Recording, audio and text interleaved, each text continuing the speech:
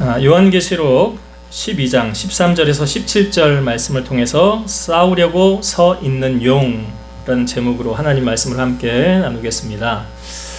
먼저 저번 주에 우리가 나누었던 말씀이 하늘에 전쟁이 있었더라 그랬죠. 그래서 이 전쟁이 상당히 우리에게 중요한 의미를 주는 것은, 아니 대체 이 땅 위에 있는 마귀는 어떻게 해서 생겨나게 된 건가, 그걸 우리에게 알려주는 말씀이었죠. 마귀의 존재는 원래 뭐였습니까? 천사였지요. 천사였는데 하나님과 같이 되려고 대항하다가 거기서 이기지 못하여서 어떻게 됐대요? 이 땅으로 쫓겨났더라. 그래서 거기 옛 뱀이라고도 하고 용이 옛 뱀, 마귀, 사탄이라고 그러잖아요. 원래는 천사였는데 하나님과 같이 대항하다가 이 땅으로 쫓겨나서 그래서 우는 사자같이 두루다니며 믿는 자를 넘어뜨리려고 하는 그 존재가 정체가 이제 드러났죠. 마귀는 이렇게 해서 생겨난 거구나 라는 걸 우리에게 확실하게 알려주었습니다. 그래서 이 마귀가 땅으로 내쫓기게 되었고, 이 마귀는 자기들의 결론을 알죠. 자기들이 마지막 순간에 어디에 가는지를 정확하게 알아요. 그러니까 내가 혼자 가는 게 너무 억울하니까 물귀신 작전을 써야 되겠다 해서 그 공격하는 대상이 누구였다고 그랬어요? 믿는 자. 그렇죠. 안 믿는 자는 내버려 둬도 자기들이 가는데 믿는 자를 넘어뜨리려고 한다는 거죠. 그래서 그들을 공격할 때 믿음에 서 있는 사람들이 그 영적 전쟁에서 싸워서 승리할 수 있는 원동력이 뭐였는가, 말씀 나누었죠. 그들이 무엇으로 이길 수 있어요? 어린 양의 피와 또 자기들이 증언하는 말씀으로 이겼더라. 그러니까 구원은 철저하게 예수님의 보혈이 아니고는 구원받을 수 없죠. 이유가 왜 그런 줄 아시죠? 예수님만이 우리의 죄를 사해 주실 수 있는 유일한 구원자이기 때문에. 예수님 외에 다른 구원자가 있어요, 없어요? 있다고 하면 거기는 이단이에요. 내가 메시아인데 하고 나타나는 그 사람은 이단이에요, 이단. 그런 데는 가면 안 돼요. 예수님 외에는 구원자가 없다. 다른 이로서는 구원받을 수 없다라고 말하고 있잖아요. 그래서 어린 양의 피와 그 다음에 자기들이 증언하는 말씀으로써 이겼다. 그래서 이 말씀이 성경책에 기록되어져 있는 이 말씀이 나의 양식이 되어야 되는 거예요. 내 말씀이 되어야 되는 거예요. 다른 사람이 은혜 받았대. 그건 그 사람에게 해당되는 거고 내가 은혜 받아야 돼. 이게 내 말씀이 돼야 돼요. 그래서 그 말씀으로 우리가 영적 싸움에서 승리할 수 있다. 그리고 그 영적 싸움의 무기, 하나님의 전신갑주, 성령의 검, 하나님의 말씀, 우리가 자주 나누지 않습니까? 그렇게 영적 싸움에서 이겼더라. 저번 시간에 우리가 말씀을 나누었고요. 자, 이제 오늘 마지막 단락에 용이 자기 땅으로 이제 자기 하늘에 있지 못하고 땅으로 내쫓기게 되었죠. 그래서 이 땅으로 내쫓긴 용이 어떤 일을 행합니까? 자, 성경을 봅시다. 13절 용이 자기가 땅으로 내쫓긴 것을 보고 남자를 낳은 여자를 박해하는지라. 그러니까 마귀는요, 자기의 때가 얼마 남지 않았다는 것을 알아요, 몰라요? 그러니까 12절 말씀에 보니까 기록되어져 있죠. 마귀는 자기의 때가 얼마 남지 않았더라. 이것을 다른 말로 말씀드리면 예수님이 오실 날이 멀지 않았다라는 거예요. 여러분, 종말을 두 가지로 우리가 표현한다고 그랬죠? 말세하고 말일. 이게 종말이라고 했어요. 말세는 예수님의 십자가 사건부터 주님이 다시 오시기 전까지 살아가고 있는 우리를, 지금 우리가 살고 있는 이 세대를 뭐라고 그래요? 말세라고 하는 거고요. 말일은요, 아시죠? 주님이 재림하시면. 그건 세상의 끝이 말일이에요. 그래서 이 종말은 말세와 말일 두 가지 의미를 다 포함하고 있는데요. 그러니까 마귀는 자기의 때가 얼마 남지 않으므로 자기의 결론을 알거든요. 무적행으로 갔다가 1000년 뒤에 잠시 풀려났다가 다시 영원히 꺼지지 않는 불에 들어가는 것을 알아요. 그러니까 여기 12절에도 크게 분내어 내려갔더라. 하늘에 있지 못하는 것도 억울한데 그 분풀이를 지금 누구에게 하려고 하는 거예요? 분풀이의 대상이 누굴까요? 믿는 자예요. 그렇죠. 그러니까 믿는 자를 우는 사자같이 두루다니며 삼킨다라고 말하고 있는 거죠. 자, 땅으로 내쫓긴 용의 이제 목표는 뭐냐? 자기의 때가 얼마 남지 않으므로 화를 내면서 믿는 자 넘어뜨리려고 하겠죠. 표적으로 삼겠죠. 그럼 오늘 13절 말씀해 보니까 용이 자기가 땅으로 내쫓긴 것을 보고 남자를 낳은 여자를 박해하는지라. 여기 남자를 낳은 여자, 이 의미를 알아야죠. 남자를 낳은 여자, 우리가 앞부분에도 이 말씀을 조금 나누긴 했었는데요. 남자를 낳은 여자, 두 가지 의미로 살펴볼 수 있는데, 첫 번째는 메시아를 낳은 마리아다. 또 하나의 의미는 예수님의 피로 값주고 산 교회다. 어느 부분이 맞는 것 같습니까? 남자를 낳은 여자, 마리아는 아니겠죠. 이 시대 마리아는 존재하지 않을 수도 있으니까. 그러니까 마리아를 말하는 것이 아니라 여기서는 예수님의 피로 값주고 산 교회를 말하는 거죠. 그러니까 용이 땅으로 내쫓겨서 남자를 낳은 여자를 박해하더라. 여러분, 제가 교회에 대해서는, 교회는 두 가지의 유형이 있다고 말씀드렸죠. 교회는 유형의 교회와 무형의 교회가 있다고 그랬죠. 기억나십니까? 유형의 교회는 우리가 이렇게 모여서 예배 드리고 우리의 눈으로 보여지는 이 교회, 건물이 될 수도 있고요. 그런 것을 유형의 교회, 옛날에 그래서 예배당이라는 표현을 많이 썼어요. 옛날 교회들 보면 무슨 교회 예배당 이렇게 썼어요.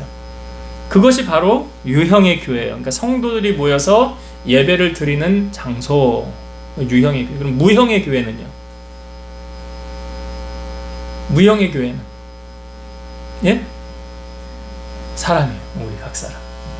그래서 고린도전서 3장에 보면 너희 몸은 값으로 산 것이 되었으니 너희 몸이 하나님의 성전인 것을 알지 못하느냐. 그래요. 너희의 몸이 뭐래요? 성전이라. 내 몸이 뭐라고요? 여러분들 성전 관리 어떻게 해야 돼요? 네. 내 몸이 성전이라는 것을 잊으면 안 돼요. 내가 성전이지. 내가 하나님의 몸된 전이지. 내 성전 관리를 잘 해야 되는 거예요. 그래서 교회는 크게 두 가지로 무형의 교회, 유형의 교회가 있는데, 오늘 13절에 말하는 남자를 낳은 여자는 마리아를 의미하는 것이 아니라 바로 이 땅의 교회를 의미하는 거예요. 이 땅의 교회. 이 교회는 무형의 교회와 유형의 교회를 다 포함하고 있는 거겠죠. 14절을 보겠습니다. 14절. 그 여자가 큰 독수리의 두 날개를 받아 광야 자기 곳으로 나가가 거기서 그 뱀의 낯을 피하여 한 때와 두 때와 반 때를 양육받으매. 여기 그 여자가, 이제 여러분 머릿속에 그 여자가 의미하는 건 뭔지 아시죠? 교회를 의미한다고 그랬어요. 그 여자가 큰 독수리의 두 날개를 받아. 여기서 큰 독수리의 두 날개는 하나님의 구원의 능력을 상징하는 거예요. 애굽에서 이스라엘 백성들이 출애굽되어서 신의 광야에 이르렀을 때, 출애굽기 19장 4절 보면 내가 애굽 사람에게 어떻게 행하였음과 내가 어떻게 독수리 날개로 너희를 업어 내게로 인도하였음을 너희가 보았느니라. 여기 보면 하나님께서 내가 어떻게 독수리 날개로 너희를 업어 내게로 인도하였는지 하나님 말씀하시는 거예요. 동일한 표현이 오늘 14절에 나오죠. 그러니까 독수리의 그 두 날개, 독수리의 날개가 의미하는 것은 하나님의 구원의 능력, 하나님의 능력. 복음성가 가사 가운데도 독수리 날개쳐 올라가듯 나 주님과 함께 일어나 걸으리 주의 사랑 안에 라는 복음성가도 있고 찬송가에도 있잖아요. 올라가 어떻게? 독수리같이 나오잖아요. 그러니까 이 독수리 날개는 하나님의 이 구원의 능력을 상징하는 거예요. 그러니까 이스라엘 백성들이 지금 광야 생활할 때도 하나님께서 이들을 그 독수리 날개로 업어서 내가 너희를 인도했다라고 말하고 있고, 오늘 14절에도 그 여자가 그 어려움을 당했을 때, 마귀가 이제 막 박해를 하려고 할 때 독수리의 날개로 어떻게 했대요? 광야 자기 곳으로 날아가. 여기 광야 자기의 곳으로 날아가. 그러니까 하나님이 예비하시는 곳이에요. 거기서 그 그 뱀의 낯을 피하여, 뱀은 막이라는 거 알잖아요. 낯을 피하여서 한 때와 두 때와 반 때를 양육받으며, 여기 한 때, 두 때, 반 때는 합치면은 3년 6개월 자주 나오죠. 3년 6개월. 그 3년 6개월 동안 광야에서 양육을 받았더라. 그러니까 교회를 하나님께서 보호하시고 양육하신다, 그런 의미를 담고 있죠.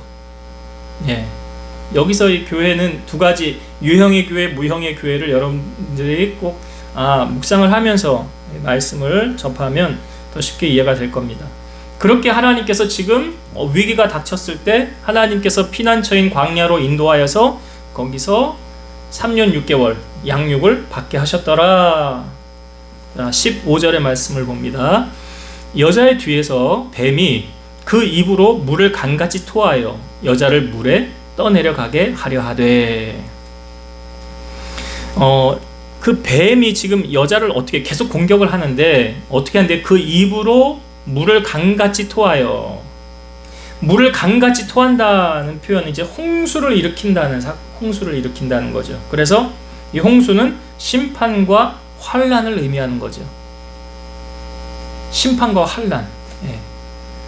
그 물을 이렇게 토해서 위기 가운데 몰아가려고, 그래서 여자를 물에 떠내려가게 하려고 했다는 거죠. 그러니까 사단이 하나님의 교회를 핍박하려고 저지르는 온갖 형태의 파괴를 의미하는 거예요.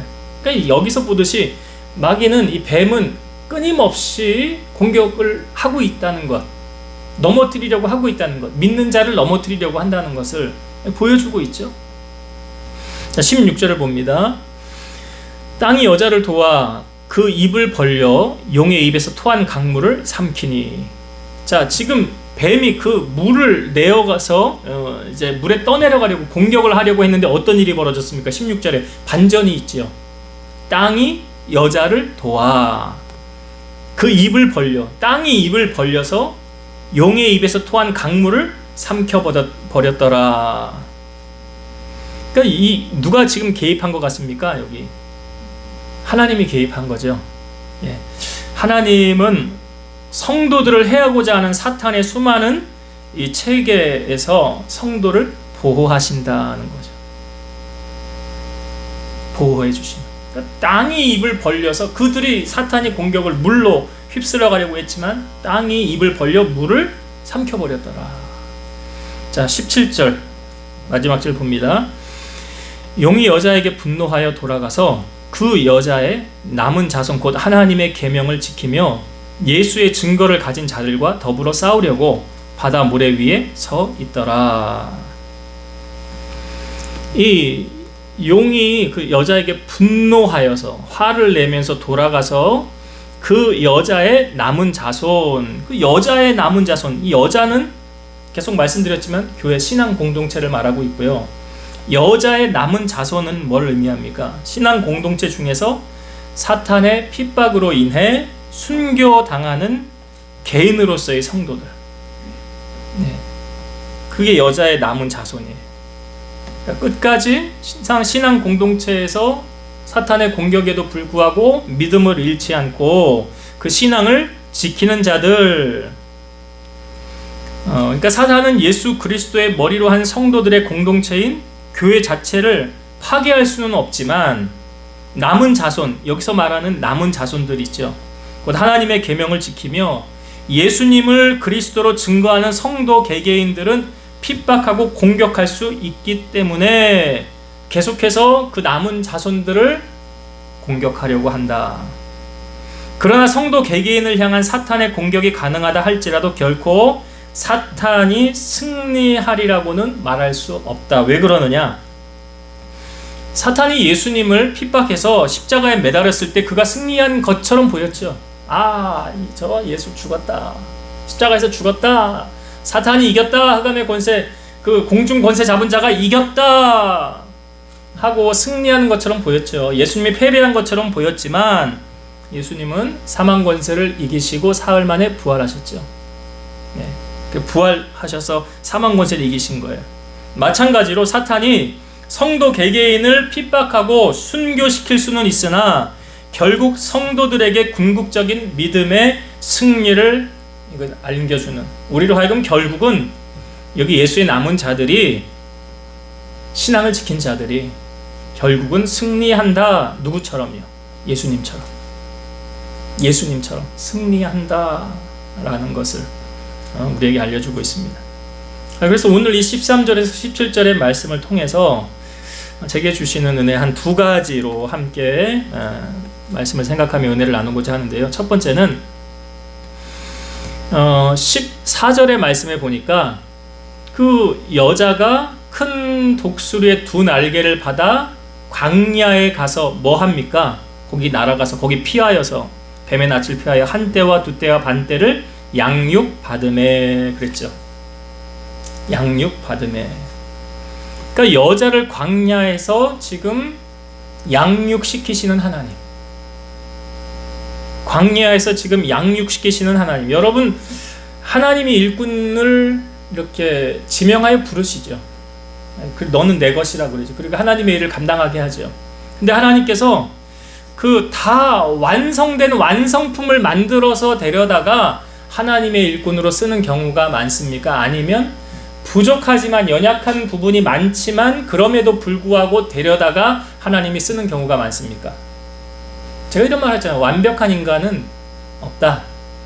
완벽한 사람은 없다. 그러면 후자이겠죠. 부족함이 많으나 연약함도 있고 결점도 있고, 그러나 하나님께서 그를 부르셔서 하나님의 도구로 사용하신다. 그 대표적인 예를 제가 두 사람을 들려고 그래요. 이스라엘과 블레셋이 골리앗이 나와서 전쟁 대치 상황 가운데 아무도 나가서 싸우지 않을 때 다윗이 나가서 싸웁니다. 골리앗을 죽이죠. 그리고 이 노래까지 만들어주잖아요. 여인들이 노래를 하기를 사울이 죽인 자는 천천히요 다윗이 죽인 자는 만만이로다.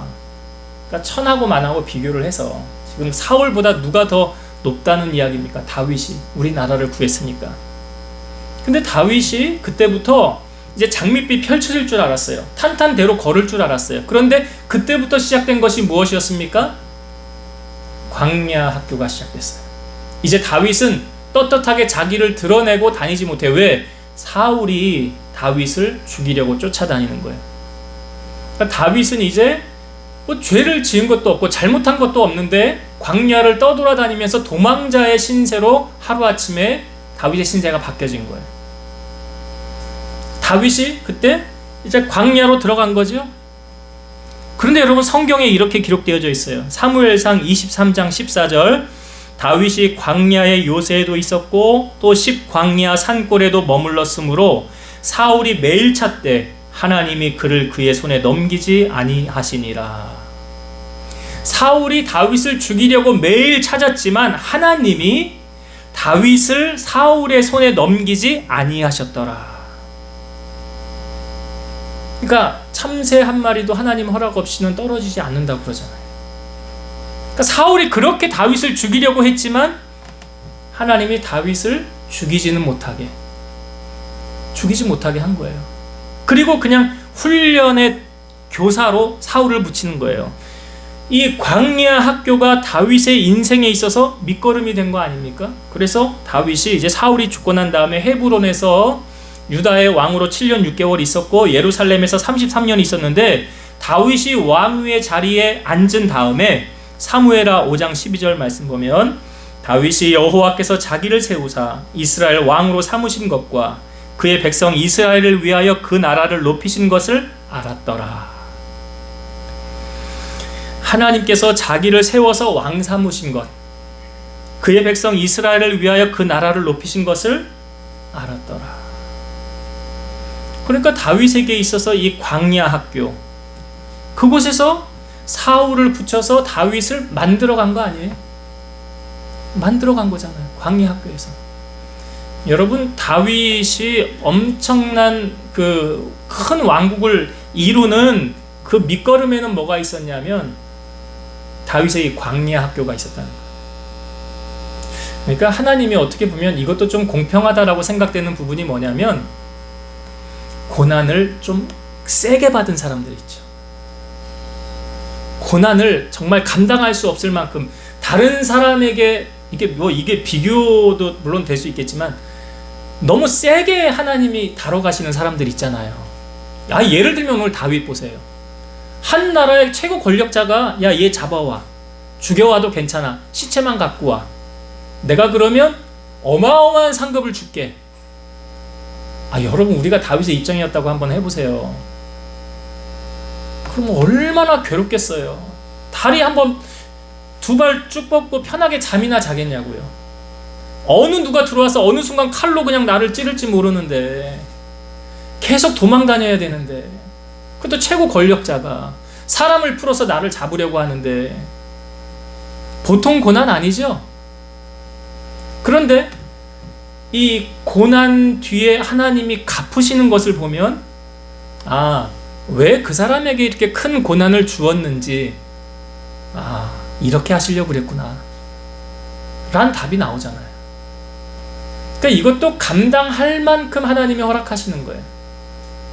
감당하지 못할 때는 물론 피할 길을 주시지만, 그러니까 우리가 다윗이 그냥 하나님의 축복을 쉽게 받았다라고 여러분 생각하시면 안 돼요. 그냥 거저 받았다가 아니에요. 이 광야 학교가 있었구나. 다윗에게 엄청난 교사를 붙여가지고 다윗을 훈련시키셨구나 라는 것이 밑거름이 있었다라는 것. 또 한 사람 예를 들면 아버지 사랑을 독차지하고 받았던, 채색옷까지 입었던, 그러나 그 형들의 배신에 의해서 애굽으로 종으로 팔려갔던 요셉. 요셉이요, 아버지 사랑 독차지하고 받았던 귀하게 자란 아들이에요. 그런데 하루아침에 종으로 팔려가요. 애굽에. 그 종으로 팔려가서 그건 또 서러운데, 근데 거기서 종으로 인정을 받아서 가정 총무를 하게 돼요. 업무를 잘하고 있는데 보디발의 아내의 유혹에 넘어가서 누명 쓰고 감옥에 들어가요. 그 요셉의 인생을 보면 잘못한 거 하나도 없는데 형들에 의해 배신당했죠. 가정 총무 잘하고 있는데 억울한 누명 쓰고 감옥에 들어갔죠. 그 감옥에서도 기약이 없는 거예요. 그런데 요셉의 그 애굽의 감옥은 나라 일 하는 사람들이 들어가는 감옥이 있고 일반 평민이 들어가는 감옥이 있었죠. 그런데 나라 일 하는 감옥에 거기서 그 전옥이 은혜를 베풀어서 요셉이 감옥 생활을 한 거 아니라 사실은 업무를 본 거죠. 그 나라의 일을 배운 거죠. 그러다가 이 술 맡은 관원장과 떡 맡은 관원장이 꿈을 꿨는데 해석을 요셉이 해주잖아요. 이 술 맡은 관원장에겐 당신은 바로의 생일 때 복직될 겁니다. 당신이 복직되면 나를 좀 기억해서 여기서 좀 꺼내주세요. 떡 맡은 관원장은 당신은 3일 뒤에 바로 생일날 죽을 겁니다. 이 꿈 해석해준 대로 됐어요. 술 맡은 관원장이 밖으로 나가서 요셉을 꺼내줄 줄 알았죠. 그런데 성경에 보니까 이 술 맡은 관원장의 머리에서 하나님이 요셉의 기억을 지우셨더라. 그러니까 하나님이 기억도 지워버리세요. 그리고 만 2년이라는 세월이 지나갑니다. 그리고 하나님께서 바로 왕으로 하여금 꿈을 꾸게 하시고 그 꿈을 거기 애굽에 있는 모든 술객 박수들을 다 불러 모아서 해석해봐라. 아무도 해석을 못해요. 그때 왕 옆에 누가 있어요? 술 맡은 관원장이. 제가 2년 전에요, 제 꿈을 해석해준 요셉이라는 아이가 있었습니다. 그 아이가 꿈 해석해준 대로 됐습니다. 그 아이를 빨리 데려와라. 요셉이 왕 앞에 딱 섰을 때 내가 이 꿈을 꿨는데 아무도 해석을 못한다고 그랬는데 너는 꿈을 잘 해석한다고 하더라. 그래서 내가 꿈 이야기를 할 테니 너는 내게 해석해라. 그때 요셉이 하는 말이 그 꿈은 제가 해석하는 게 아닙니다. 그 꿈의 해석은 하나님께 있습니다. 좀 달라진 게 뭐예요? 요셉이 2년 전에 술 맡은 관원장 나갈 때 누구 의지했어요? 사람 의지했잖아요. 술 맡은 관원장 의지했잖아요. 그런데 만 2년이 지난 그 시점에 요셉이 철저하게 누구만 의지해요? 하나님만. 이게 달라진 거예요. 그 꿈의 해석은 하나님께 있습니다. 그래서 7 암소, 살찐 암소가 있었는데 그 뒤에 파리하고 흉악한 빼짝 마른 소들이 와서 그 소를 잡아먹어 버렸다. 또 하나의 꿈은 이래 알곡이 찬 그 곡식 단이 있었는데 7 단이 있었는데 그 다음에 바람이 불면서 다 말라버렸다. 그랬더니 요셉이 그 꿈의 해석은 하나입니다. 뭐냐면 앞으로 7년 동안은 풍년이 있을 것이고 그 뒤 7년은 흉년이 있을 것입니다. 왕은 지혜로운 사람을 세워서 이 나라를 통치하게 하소서. 그랬더니 바로왕이 뭐라 그래요? 너와 같이 하나님의 영이 뛰어난 사람은 내가 못 봤다. 내가 이 인장반지를 빼서 너에게 줄 테니까 네가 이 나라를 다스려라 하고 요셉이 그때부터 총리가 된 거예요. 그 17살에 애굽으로 왔던 요셉이 30세 13년 세월 동안 고난의 세월을 겪었지만 그 고난의 세월 속에서 하나님이 요셉을 만들어가고 다듬어 가신 거예요. 이게 뭐예요? 광야 학교예요. 그 광야 학교예요. 하나님 만들어 가시는 거예요. 바로 이 두 사람을 통해서 오늘 우리에게 그걸 보여주고 있어요. 오늘 14절의 말씀을 통해서도 광야 자기 곳으로 날아가서 거기서 한 때와 두 때와 반 때를 양육받음에 그랬죠. 하나님께서 그러니까 어떤 과정을 통해서 우리를 쓰시고 다듬어 가신다는 거예요. 제가 우리 그 1:1 제자양육 성경 공부 왜 하려고 그런지 아십니까? 신앙생활을 알고 하는 거하고 모르고 하는 거하고 틀리잖아요. 알면 더 많이 배우잖아요. 더 보이잖아요. 그러니까 뭐가 중요한지, 뭐가 먼저인지, 우선순위인지 그걸 좀 나누려고 그러는 거예요. 그래서 하나님의 나라는 성경에 보니까 먹고 마시는 것이 아니라 성령 안에서 의와 평강과 희락이라. 그래서 이 광야 학교를 통해서 하나님이 우리도 다듬어 가시고 하나님의 선한 도구로 만들어 가신다는 사실, 그 과정 뒤에는 반드시 하나님의 상급이 기다리고 있다. 여러분들이 꼭 기억하셨으면 좋겠고요.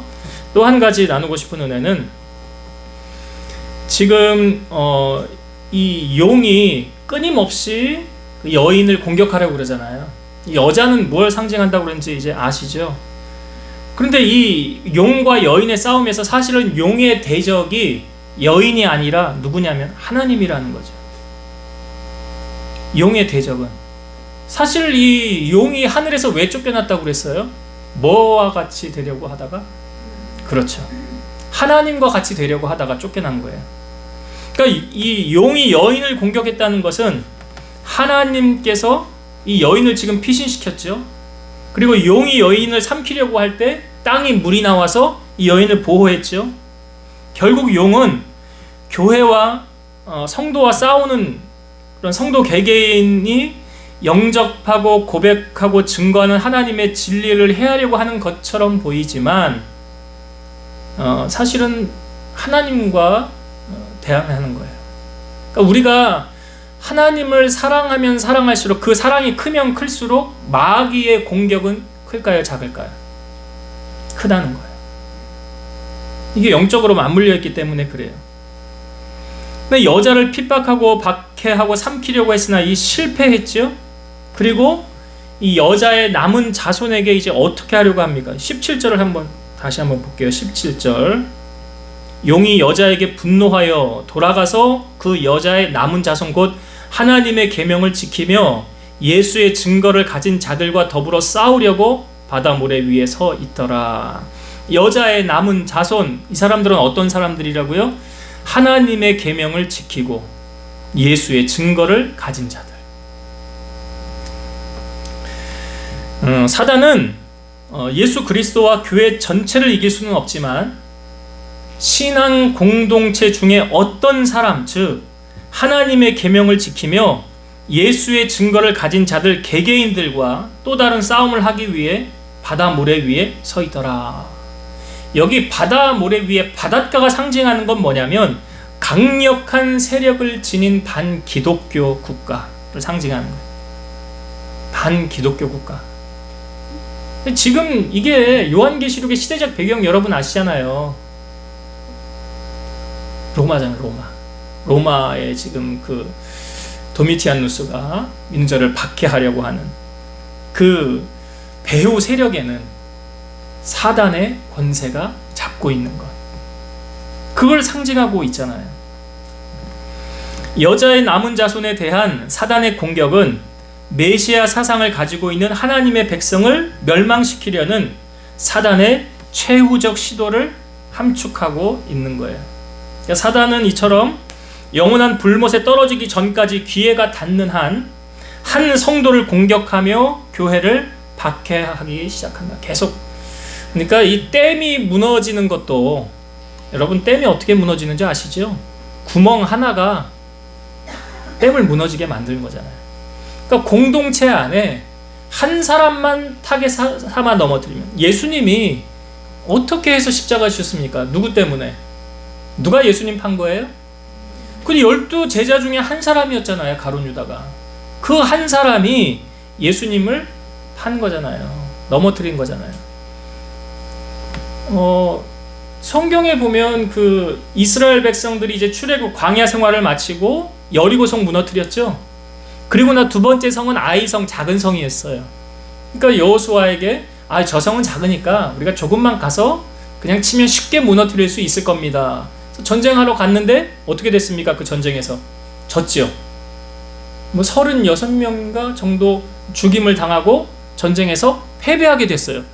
그러니까 여호수아가 우리가 전쟁에서 왜 졌습니까? 질 이유가 없는 거예요. 여리고도 이렇게 무너뜨렸는데 우리가 왜 이 전쟁에서 패했습니까? 하고 하나님 앞에 물으니까 하나님 뭐라고 그래요? 너희가 내게 범죄하였느니라. 너희가 내게 범죄하였느니라. 뭘 범죄했습니까? 하나님, 너희가 나와 약속을 지키지 않았다는 거예요. 그 약속은 무엇이었습니까? 여리고에서 나오는 금, 은, 동철 기구들은 다 여호와의 곳간에 드릴 것이니라. 가나안에 들어가는 첫 예물, 첫 것이기 때문이기도 하지만 그 하나님께 드리라 그랬는데 한 사람이 약속을 지키지 않았어요. 아간이라는 한 사람이 자기 장막 밑에다가 봄을 숨겨놓고 아무도 모르게 했어요. 너희가 약속을 지키지 않았다 그러면서 그 한 사람을 어떻게 찾아냅니까? 제비를 뽑아요. 각 지파별로 나와서 제비 뽑고, 가족별로 나와서 제비 뽑고, 남자별로 나와서 제비를 뽑는데 마지막에 제비 뽑힌 사람이 누구예요? 아간이죠. 아간이 뭐라고 그래요? 내가 하나님 약속을 지키지 않았다는 거예요. 아무도 모르게 하였으나 하나님을 속일 수 없더라는 거예요. 자기 장막 밑에 있는 거를 가지고 거기 해놨다는 거예요. 그리고 어떻게 되었습니까? 사람들이 여호수아가 그 돌로 그 아간의 집에 속한 사람들을 돌을 던져서 돌무덤을 만들어 다 죽었어요. 그리고 나서 다시 아이성을 점령하러 갔을 때 졌을까요? 이겼을까요? 이겼죠. 그러니까 이스라엘 전체 공동체의 한 사람, 그 사람 때문에 전쟁에서 패배하게 되었다.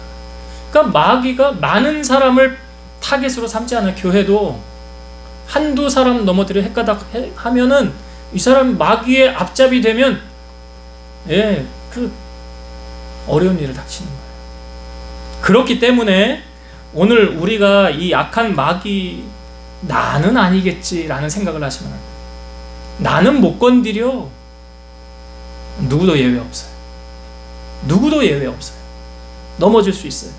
그렇기 때문에 우리가 늘 깨어 있어야 되고 하나님의 전신갑주로 무장하고 있어야 된다.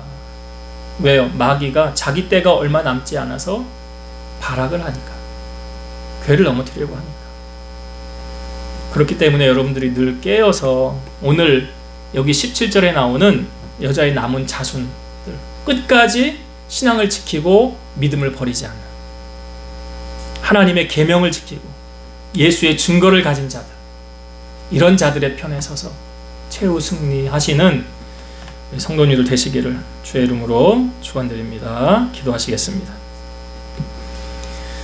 살아서 역사하시는 하나님 감사합니다.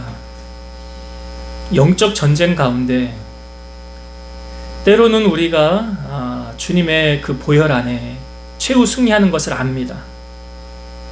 그러나 좌절하고 힘들고 넘어질 때 있습니다. 그때 주님이 우리를 광야로 인도하셔서 한때 두때 반때를 양육해 주신다고 하셨습니다. 그래서 하나님의 사람으로 온전하게 하고 견고하게 하고 하나님의 일을 준비하게 하신다고 하였습니다. 우리 사랑하는 성도들이 하나님께로부터 말씀의 양육을 잘 받게 하시고 신앙의 훈련을 잘 받아서 하나님이 쓰시기에 좋은 합당한 도구로 존귀하게 쓰임받고 하나님의 상급을 누리고 살아가는 주인공들 되게 하옵소서. 마귀가 마지막까지 우리를 공격하려고 할 때에 여자의 남은 후손들, 예수님의 말씀을 붙잡은 자들이요, 예수님의 산 증인들이었습니다. 결코 신앙을 배신하지 않은, 끝까지 최후 승리한 이들의 신앙을 우리가 본받아 마귀의 조종자, 마귀의 밥이 되지 않게 하시고 성령 충만하여 주님의 증인으로 끝까지 승리하며 살아가는 우리 성도들이 다 되게 하여 주옵소서. 예수님 이름으로 감사하며 기도드리옵나이다. 아멘.